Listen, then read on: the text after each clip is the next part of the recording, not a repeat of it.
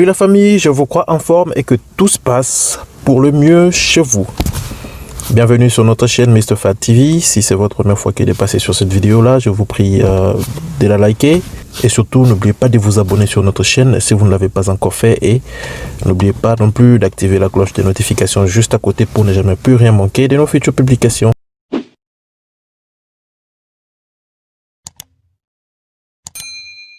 Sur cette vidéo, je vais essayer de répondre très vite fait à une question qui m'a été posée par un des abonnés, qui est celle de savoir c'est quoi la différence entre un visa immigrant et un visa non immigrant. Alors, déjà, il faut dire que quand vous êtes prêt, vous vous sentez prêt à aller demander un visa pour les États-Unis, vous devez d'abord être à même de définir la raison qui vous pousse à aller chercher ces derniers. C'est sur base de la raison que vous saurez définir quel type de visa vous avez besoin. Alors, en termes de temps que vous allez passer sur les sols américains, nous distinguons alors deux grandes catégories de visas. Il s'agit d'une part le visa non immigrant et de l'autre part le visa immigrant. Alors, comprenez par visa non immigrant justement un visa de séjour temporaire. Voilà. Alors, le temps qu'on passe sur les sols américains quand on est détenteur d'un visa non immigrant varie entre 1 ou 3 mois jusqu'à une année et une seule fois renouvelable. Alors, nous allons revenir avec force de détail sur une de nos vidéos, l'un de ces 4 matins, où on va justement essayer de parler des visas le plus demandés, ok, tant dans la catégorie visa immigrant que dans la catégorie visa non immigrant. Alors ici, il faut comprendre également que l'autre différence est que les visas non immigrant est initié par le demandeur lui-même, ce qui n'est pas le cas pourtant pour les visas immigrants. Alors de l'autre côté, nous avons les visas immigrants. Alors c'est quoi les visas immigrants? En réalité, c'est les visas qui vous accordent les titres de séjour permanents sur les sols américains. Il y a les regroupements familiaux d'un côté et de l'autre côté, il y a les business.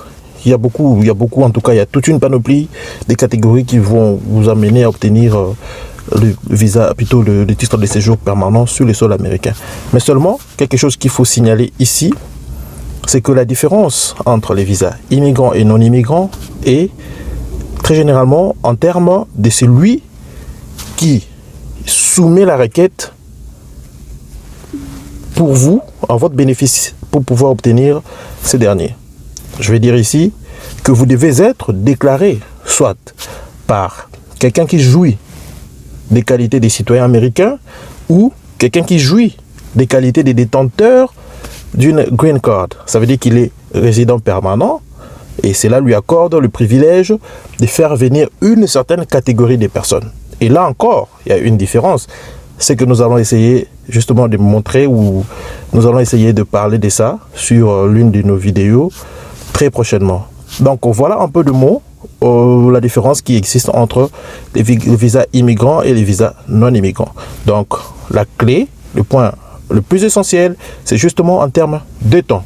Les visas non immigrants, c'est un visa temporaire, pendant que les visas immigrants, c'est un visa qui vous accorde un titre de séjour permanent sur les sols américains. Et ici, la durée pour les visas immigrants varie entre 2 ans et 10 ans et à jamais renouvelable.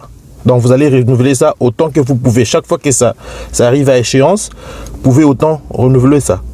Et avec possibilité, une nuance, c'est qu'avec possibilité pour certains visas de pouvoir soumettre votre demande de naturalisation pour acquérir la nationalité américaine. Par exemple, pour ceux qui sont détenteurs de visa de loterie, très généralement, c'est un visa qui est valide, qui vous accorde un titre de séjour, ça veut dire la green card, de 10 ans avec possibilité de soumettre une demande de naturalisation au bout de la 5e année.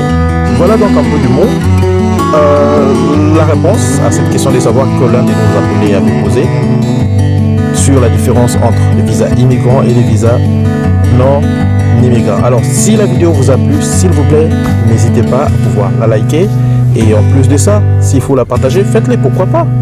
Mais surtout, avant de quitter, rassurez-vous que vous vous êtes déjà abonné sur notre chaîne. Et si, par hasard, ça ne serait pas le cas, s'il vous plaît, faites-le. Ça ne va vous coûter absolument rien.